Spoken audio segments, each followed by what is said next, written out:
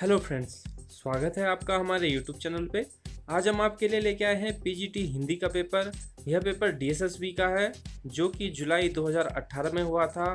यह paper computer based paper है और इसका फर्स्ट पार्ट हमने अपने चैनल पे अपलोड कर दिया है जो कि कॉमन पेपर था, और सेकेंड पार्ट सब्जेक्टिव है जो कि 200 नंबर का है। तो चलिए इस पेपर को हम सॉल्व करेंगे।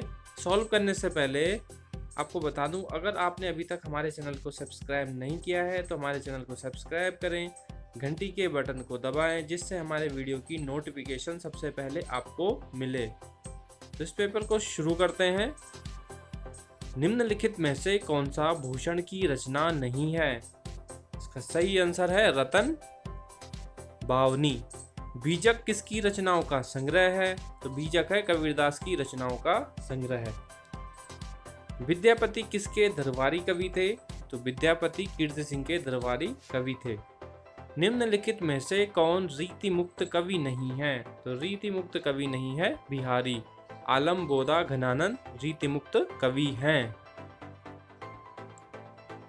साहित्य लहरी किसकी रचना है? तो साहित्य लहरी सूरदास की रचना है।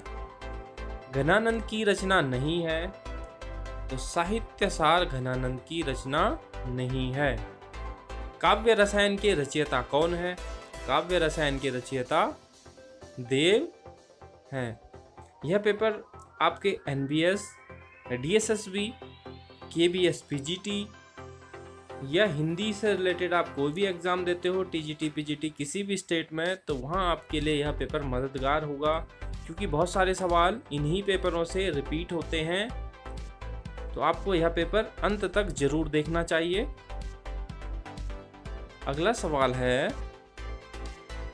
निम्नलिखित में से कौन ज्ञान मार्गी शाखा के कवि नहीं है? तो ज्ञान मार्गी शाखा के कवि नहीं है कुतुबन। कुतुबन प्रेम मार्गी शाखा के कवि हैं। निम्नलिखित में से कौन राम भक्ति शाखा के कवि नहीं है? तो सूरदास राम भक्ति शाखा के कवि नहीं है। सूरदास हैं कृष्ण भक्ति शाखा के। आचार्य रामचंद्र शुक्ल के अनुसार आदिकाल का समय है संवत 1050 से 1375 विक्रमी संवत। निम्नलिखित में से कौन सा काव्य भक्ति काल का नहीं है? तो छायावादी काव्य भक्ति काल का नहीं है।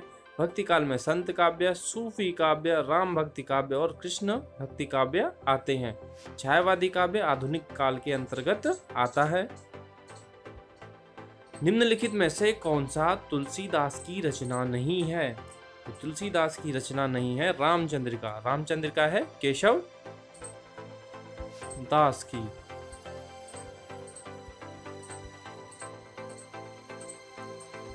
निम्नलिखित में से कौन अष्टछाप के कवि नहीं है? तो अष्टछाप के कवि नहीं है रैदास। रैदास हैं ज्ञान मार्गी शाखा के।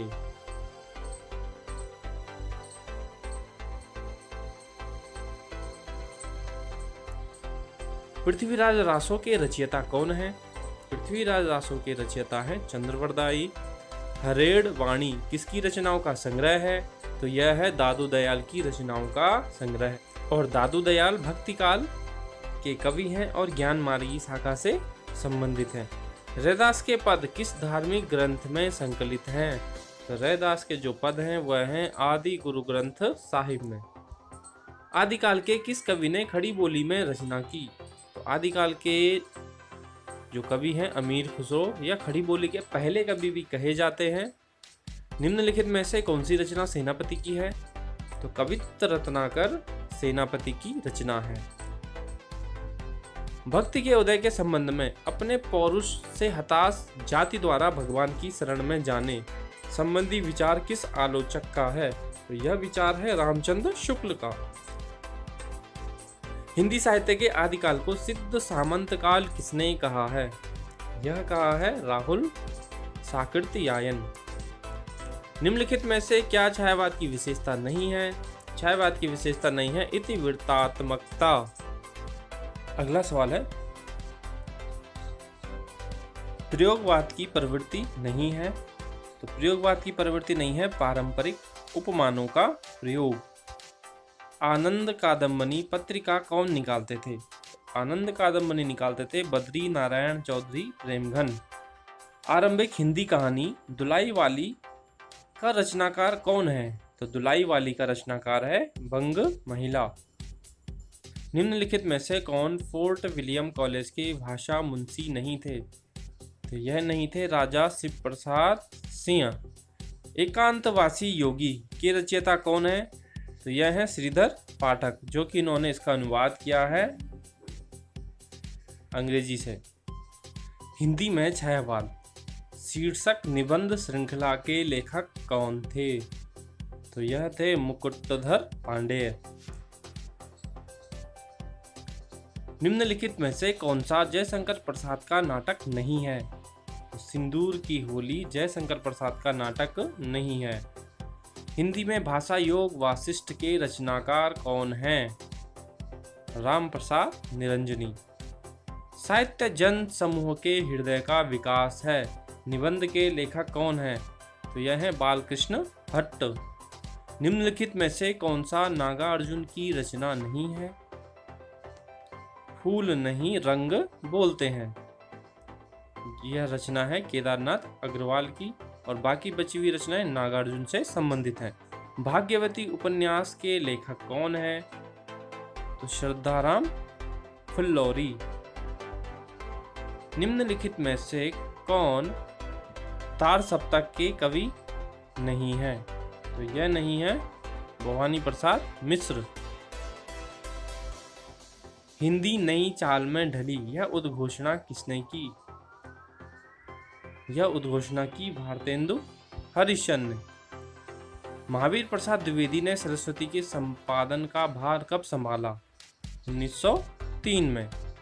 दूसरा सप्तक का प्रकाशन कब हुआ? तो यह हुआ था 1951 में। खड़ी बोली का प्रथम महाकाव्य किसे माना जाता है?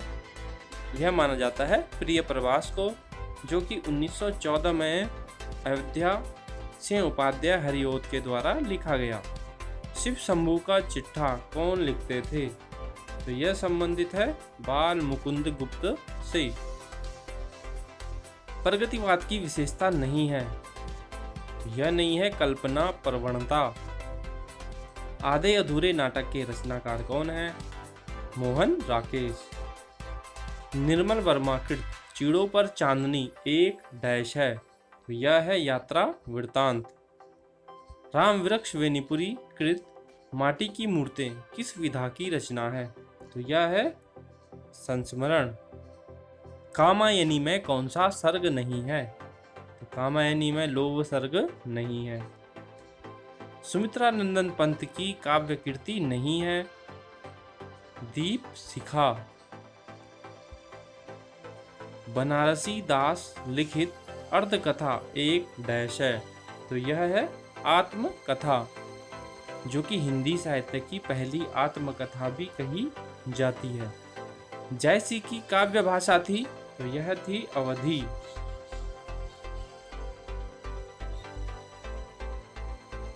मित्र संवाद किसके बीच होने वाले पत्रों का संकलन है? तो यह है रामविलास शर्मा और केदारनाथ अग्रवाल के बीच की।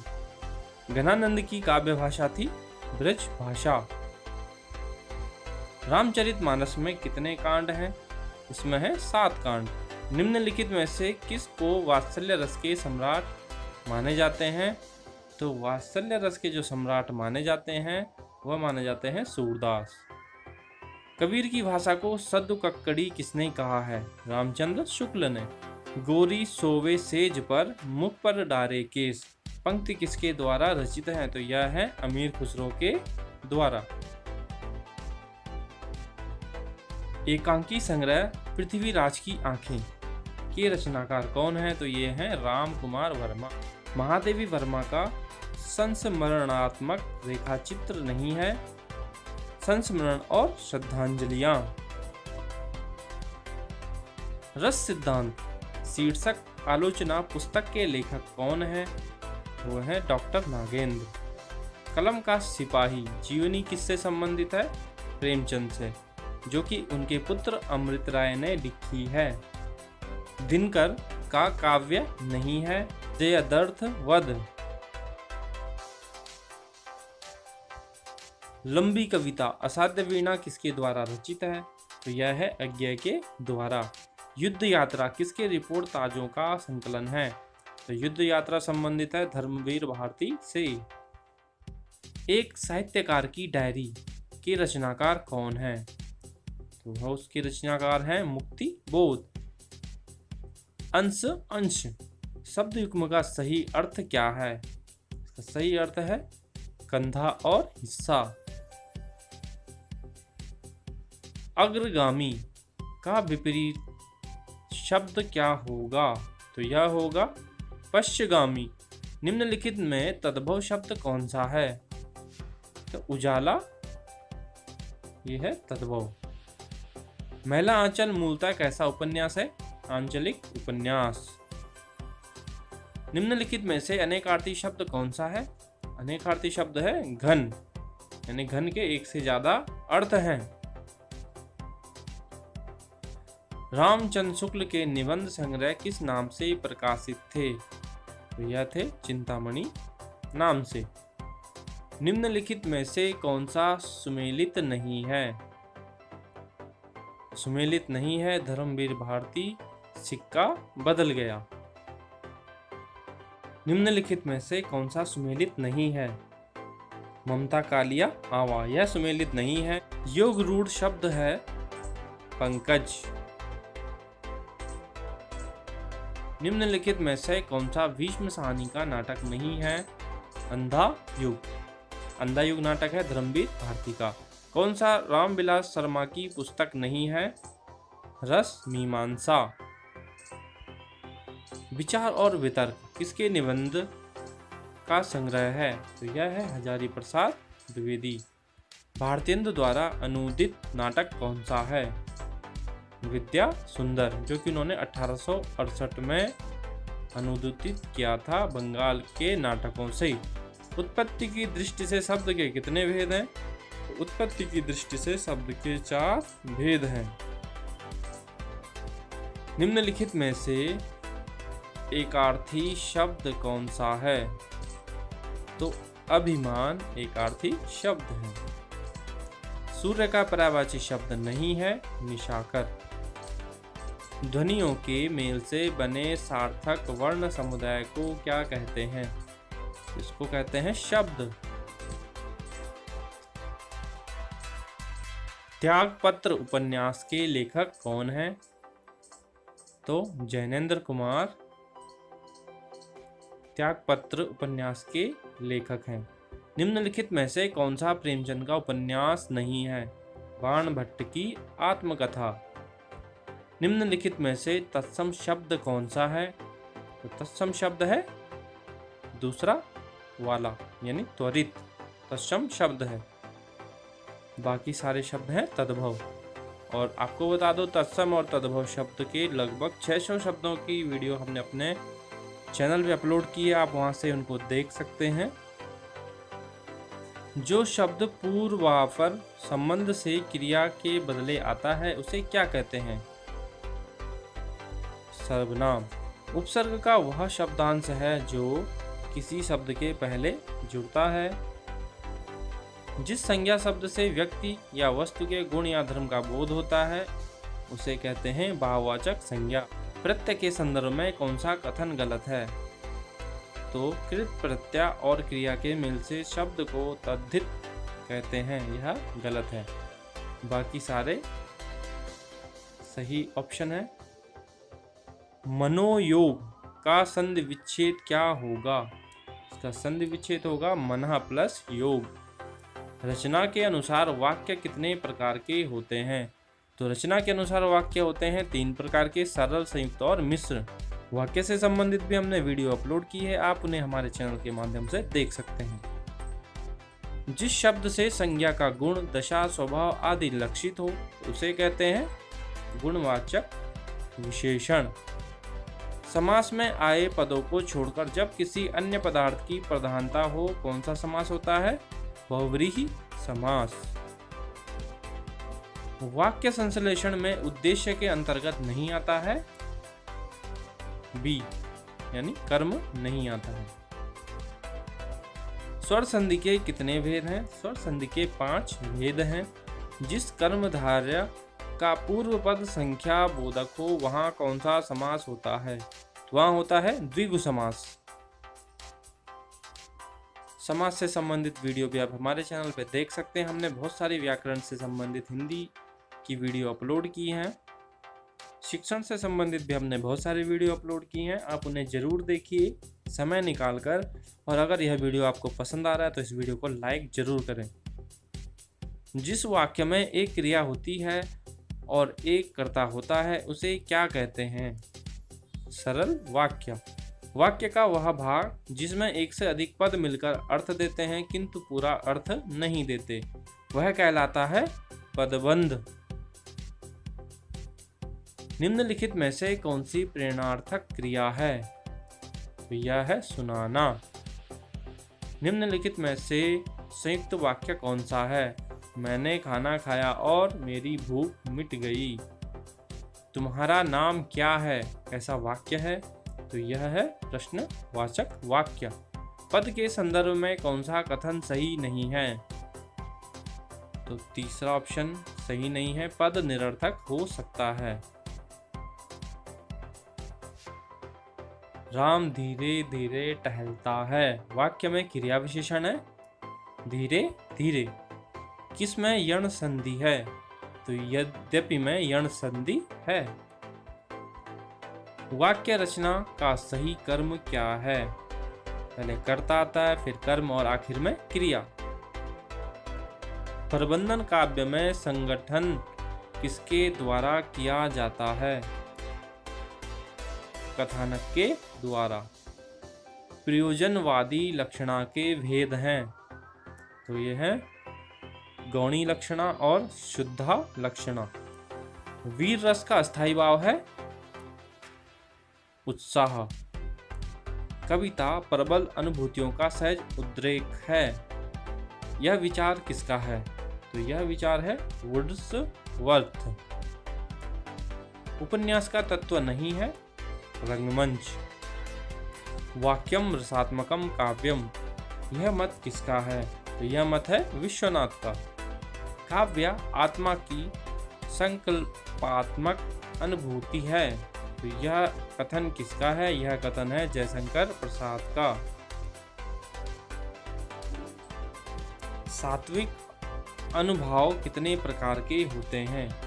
तो यह होते हैं 8 प्रकार के।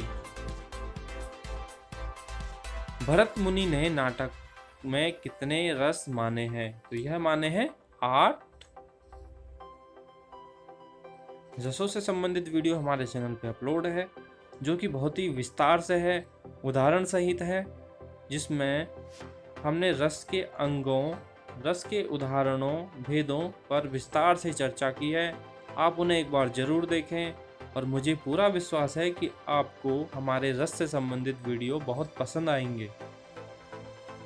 महाकाव्य के संदर्भ में कौन सा कथन सही नहीं है? तो यह इसमें है 8 से कम सर्गों में संगठित होना चाहिए, यह कथन बिल्कुल सही नहीं है। यानी महाकाव्य में 8 से अधिक सर्ग होने चाहिए। निम्नलिखित में से सात्विक अनुभाव कौन सा है? तो सात्विक अनुभाव है रोमांच। काव्य का अनिवार्य तत्व क्या नहीं है? अनिवार्य तत्व नहीं है अलंकार तत्व। शब्द का प्रसिद्ध अर्थ देने वाली शक्ति है अभिधा। शब्दार्थो सहितो काव्यम, काव्य की यह परिभाषा किसने दी है? भामह ने।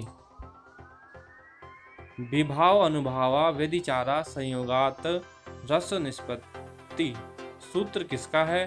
तो यह सूत्र है भरत मुनि का।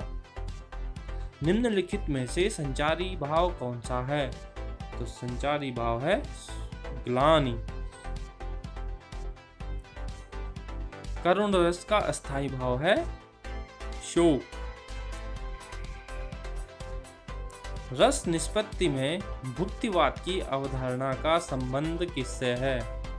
तो यह संबंध है भट्ट नायक से। रस निष्पत्ति में उत्पत्तिवाद का संबंध किससे है? तो यह है भट्ट लोलट से। मर्मट के काव्य प्रयोजन में कौन सा शामिल नहीं है? शामिल नहीं है कंता के समान उपदेश। निम्नलिखित में से अर्थालंकार है? उत्प्रेक्षा। ओज गुण का संबंध किस रस से है? तो यह है रौद्र रस से। निम्नलिखित में से कौन सा छंद वर्णिक छंद है? शालिनी। माधुर्य गुण के संबंध में कौन सा कथन सही नहीं है? इसमें ट वर्ग के व्यंजन रहते हैं। यह बिल्कुल सही नहीं है। को घटी ये वृषभानुजा वे हलदर के वीर में है शाब्दी व्यंजना। भरत मुनि ने गुणों की संख्या कितनी मानी है? 10। निम्नलिखित में से कौन सा अर्थ दोष के अंतर्गत आता है? तो यह आता है कष्ट अर्थ तत्व। उपमेय में उपमान के निषेध रहित आरोप होने पर कौन सा अलंकार होगा? तो यह होगा रूपक। निम्नलिखित में से कौन सा अर्ध सममात्रिक छंद है? तो यह है दोहा। व्याकरण विरुद्ध प्रयोगों में कौन सा दोष माना जाता है? यह माना जाता है च्युत संस्कृति। नीचे दिए काव्यांश को पढ़कर पूछे गए प्रश्नों के उत्तर दीजिए। तो यहाँ पे काव्यांश है, कविता की लाइनें हैं, इसे पढ़ करके उत्तर देना है। आप इसे पढ़िए, वीडियो को पॉज करिए। तो इसमें सबसे पहला सवाल है, आंगन के ऊपर धुआं उठने का संकेतार्थ है? तो यह है चूल्हा जलना। काव्यांश में किसके उदास रहने का जिक्र है? इसमें है चक्की की। यह कविता फेमस कविता नागार्जुन की है। काव्यांश में चूल्हा के रोने का आश्रय है चूल्हा न जलना। काव्यांश में आंखें चमक उठने का अर्थ है प्रसन्नता।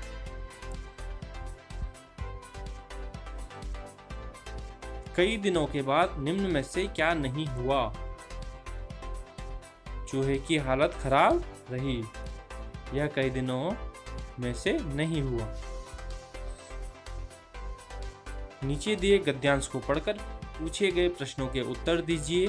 तो गद्यांश को पढ़िए आप, छोटा सा गद्यांश है, वीडियो को पॉज करिए। इसका जो सवाल है पहला, संस्कृत के संदर्भ में कौन सा कथन गलत है? तो सारे भारतवासियों ने बड़े उपलब्ध सत्य को आत्मसात कर लिया है। यह संस्कृत के संबंध में कथन गलत है। संस्कृति किसकी सर्वोत्तम परिणति है? तो यह है साधनाओं की। संस्कृति विरोधों में क्या स्थापित करती है? सामंजस्य। संस्कृति किसके समान अविरोधी वस्तु है? तो यह है धर्म। गद्यांश का सर्वाधिक उपयुक्त शीर्षक होगा? तो यह होगा भारतीय संस्कृति की समस्या। नीचे दिए गए काव्यांश को पढ़कर पूछे गए प्रश्नों के उत्तर दीजिए। कविता की लाइनें हैं, देखिए इनको पढ़िए। इसमें पहला सवाल है, पद्म का सही अर्थ है? पद्म का सही अर्थ है कमल। मार्तंड का आशय है सूर्य। काव्यांश का मुख्य भाव है आशा। व्योम किसका पर्यायवाची है? तो व्योम है गगन का। तम पंख में कौन सा अलंकार है? तो इसमें है रूपक। नीचे दिए गए गद्यांश को पढ़कर पूछे गए प्रश्नों के उत्तर दीजिए। तो यहाँ पे गद्यांश है, छोटा सा गद्यांश है, आप इन्हें देखिए, पढ़िए। और उत्तर देने की कोशिश करें। गद्यांश के आधार पर भक्ति काल के अन्य कवियों ने किसकी सेवा की है? तो यह की है धर्म और सदाचार की। गद्यांश के अनुसार कौन सा आलोचना की नोक से परे है? तो यह है सूरदास। कला के लंगड़ाने का काल था, तो यह था आदिकाल। किस काल की सर्वाधिक निंदा हुई है? रीति काल की। पाश्चात्य जगत की काव्य कसौटी पर किस कला की कविता अधिक खरी उतरने की संभावना है? तो यह है रीति काल की। यथाशक्ति में कौन सा समास है? इसमें है अव्ययी भाव। बिनु पद चले सुने बिनु काना, पंक्ति में कौन सा अलंकार है? विभावना। जनसंचार का कौन सा माध्यम दृश्य श्रव्य माध्यम नहीं है? तो यह नहीं है पत्रिकाएं। भाव जिसके हृदय में रहते हैं उसे क्या कहते हैं? उसे कहते हैं आश्रय। इंद्र वज्रा छंद के एक चरण में कितने वर्ण होते हैं? इसमें होते हैं 11। दिग्गज का संधि विच्छेद क्या होगा? इसका संधि विच्छेद होगा दिक् प्लस गज। पत्रकारिता को आधुनिक युग का कौन सा वेद कहा जाता है? तो इसे कहा जाता है पांचवा वेद। अग्नि का पर्यायवाची शब्द क्या है? तो अग्नि का सही पर्यायवाची है अनल। गीतिका छंद के एक चरण में कितनी मात्राएं होती हैं? इसमें होती हैं 26। संवाद का संधि विच्छेद क्या होगा? संवाद का संधि विच्छेद होगा सम प्लस वाद।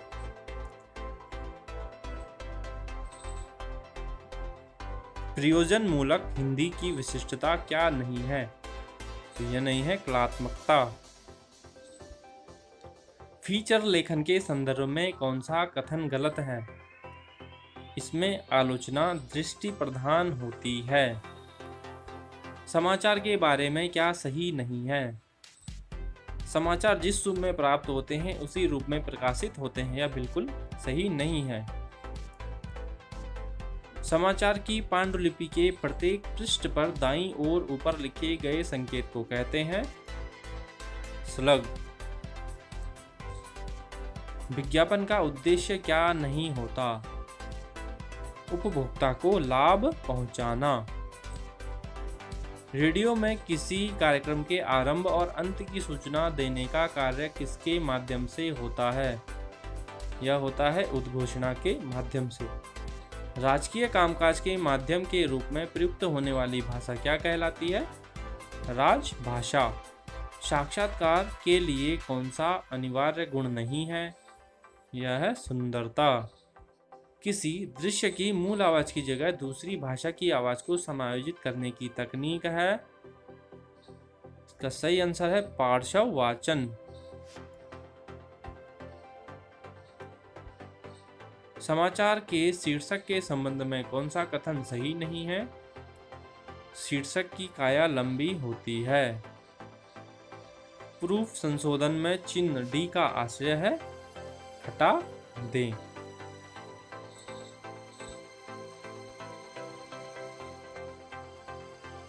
दृश्य अंकित करने से पूर्व कथा को ध्यान में रखकर दृश्यों का जो विवरण तैयार किया जाता है उसे क्या कहते हैं? पटकथा। दूरदर्शन समाचार के बारे में कौन सा कथन ठीक नहीं है? यह नहीं है शब्दों और चित्रों का तालमेल आवश्यक नहीं है। यह कथन बिल्कुल सही नहीं है। वित्त चित्र डॉक्यूमेंट्री के बारे में कौन सा कथन सही नहीं है? इसका उद्देश्य मनोरंजन होता है। यह कथन बिल्कुल भी सही नहीं है। रिपोर्टाज के बारे में कौन सा कथन सही नहीं है? इसमें कल्पना की प्रधानता होती है। यह भी बिल्कुल कथन सही नहीं है। पत्रकारिता में समाचार विवरण को कहते हैं स्टोरी। प्रयोजन मूलक हिंदी को क्या कहा जाता है? व्यावहारिक हिंदी। रेडियो पत्रकारिता के संदर्भ में कौन सा कथन सही नहीं है? तो रेडियो सिर्फ समाचार का प्रसारण करता है, यह कथन बिल्कुल सही नहीं है। विज्ञापन लेखन के संदर्भ में क्या सही नहीं है? विज्ञापन लेखन के पूर्व तैयारी नहीं करनी पड़ती, यह बिल्कुल भी सही नहीं है। दूरदर्शन के बारे में क्या सही नहीं है? इसके विज्ञापनों ने बहुराष्ट्रीय कंपनियों को दिवालिया बना दिया है, यह कथन बिल्कुल भी सही नहीं है। रिक्त स्थान की पूर्ति के लिए सही विकल्प का चयन करें। एक वेबसाइट में HTML विभिन्न डैश को जोड़ता है, तो HTML जोड़ता है विभिन्न पेजों को। नीचे दी गई सूचना में से सही विकल्प का चयन करें। जब राहुल अपनी अनुक्रिया को न्याय संगत सिद्ध करते हुए प्रश्न का उत्तर दे रहा है, तो वह प्रस्फुटन के किस स्तर पर प्रचालन कर रहा है? इसका सही आंसर है विश्लेषण। सही विकल्प का चयन करें। वर्तमान समय में स्टेम का अर्थ है यानी STEM, तो इसका जो सही आंसर है वह है साइंस, फिर है टेक्नोलॉजी, फिर इंजीनियरिंग और अंत में मैथमेटिक्स। अति सक्रिय छात्रों की एक कक्षा में पाठों में एकीकृत करने के लिए निम्न में से कला का कौन सा स्वरूप सर्वोत्तम होगा? यह होगा प्रदर्शनकारी कला। दिए गए विकल्पों में से सर्वाधिक उपयुक्त विकल्प का चयन करें। एकाधिक कार्य तभी संभव है जब पाठक के पास डैश यानी पाठन का प्रभाव हो। वाक्य को पूर्ण करने के लिए सही विकल्प का चयन करें। प्रभावी संचार डैश द्वारा संभव है, तो यह संभव है योजनागत विचारों को अभिव्यक्त करने की सुसंगति। संविधान की समवर्ती सूची में शिक्षा की प्रतिस्थापना का अर्थ है शैक्षणिक वित्त डैश का उत्तरदायित्व है, तो यह है केंद्र और राज्य प्रशासनों का।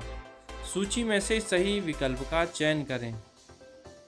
स्वमूल्यांकन बच्चों में डैश को विकसित करता है, तो स्वमूल्यांकन विकसित करता है प्रतिक्रियात्मक कौशल को। गीजूबाई शिक्षा का सिद्धांत निम्नलिखित में से किस पर आधारित है? प्रकृतिवाद पर। दो कार्यक्रम परस्पर विशिष्ट हैं और उनमें गैर शून्य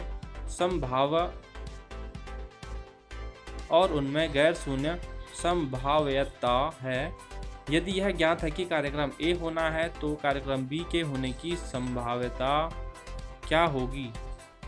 इसका आंसर है 0 और 1 के बीच कोई मान। सर्वाधिक उपयुक्त विकल्प का चयन करें।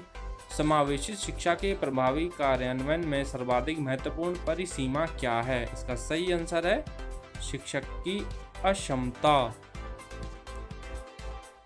दिए गए विकल्पों में से सर्वाधिक उपयुक्त अनुक्रिया की पहचान करें। समाज में एक समावेशित दृष्टिकोण में माता, पिता और अन्य वयस्क सम्मिलित रहते हैं, जो डैश से अभ्यासों को प्रकट करता है। यह करता है रेगियो एमिलिया दृष्टिकोण। जब शिक्षक प्रयोगों को प्रेक्षणों को संचालित करने के लिए कहता है और एक निष्कर्ष पर पहुंचता है, तो किस दृष्टिकोण का अनुकरण होता है? तो यह होता है प्रेरक दृष्टिकोण। नीचे दिए गए विकल्पों में से चयन करें। पाठों में नाट्य कला डैश को प्रोत्साहित करने हेतु सक्षम बनाती है। साक्षरता कौशल को। सही विकल्प का चयन करें। संचार प्रक्रिया में प्रतिपुष्टि शब्द का क्या अर्थ है? तो यह है अनुक्रिया जो प्राप्तकर्ता प्रेषक को देता है। सही उत्तर का चयन करें। यदि दो भिन्न शिक्षक एक उत्तर पुस्तिका का मूल्यांकन करते हैं और अंकों में अंतर होता है, तो प्रश्न पत्र में डैश होगी। विश्वसनीयता की कमी। सर्वाधिक उपयुक्त अनुक्रिया का चयन करें। विद्यालयों में सर्वोत्तम अभ्यासों का व्यापक पैमाने पर साझाकरण डैश द्वारा सर्वाधिक रूप से संभव है? तो यह संभव है वेब गोष्ठियों द्वारा। निम्नलिखित में से एक शिक्षक कौशल नहीं है, नीचे दिए गए विकल्पों में से उसकी पहचान करें। तो स्मरण कराना शिक्षक का कौशल नहीं है। वाक्य पूर्ण करने के लिए सही विकल्प का चयन करें। पुरुषों और महिलाओं को समान वेतन से संबंधित नीति डैश का कार्य व्यवहार है। लैंगिक साम्य। सही विकल्प का चयन करें। पर्यावरणीय व्यवधान के लिए शहरीकरण एक प्रमुख योगदान करता है जो डैश को बढ़ावा देता है। तो यह बढ़ावा देता है घटी हुई जैव विविधता को। तो इस तरह से पीजीटी हिंदी डीएसएसबी का यह पेपर समाप्त होता है। आपको फिर से बता दूं, यह पेपर जुलाई 2018 में हुआ था और कंप्यूटर बेस्ड पेपर था। इसका फर्स्ट पार्ट हमने अपने चैनल पे अपलोड किया हुआ है। तो यह वीडियो आपको कैसा लगा हमें कमेंट बॉक्स में लिखें। आपका कोई सुझाव हो तो भी हमें कमेंट बॉक्स में ज़रूर लिखें। इस वीडियो को लाइक करें, शेयर करें। शिक्षण से संबंधित हमारी अन्य वीडियो भी ज़रूर देखें। अगर आपने अभी तक हमारे चैनल को सब्सक्राइब नहीं किया है तो इसे सब्सक्राइब करें, बेल आइकन को दबाएं जिससे आपको हमारी वीडियो की नोटिफिकेशन सबसे पहले मिले। मिलते हैं अगली वीडियो में, तब तक के लिए धन्यवाद।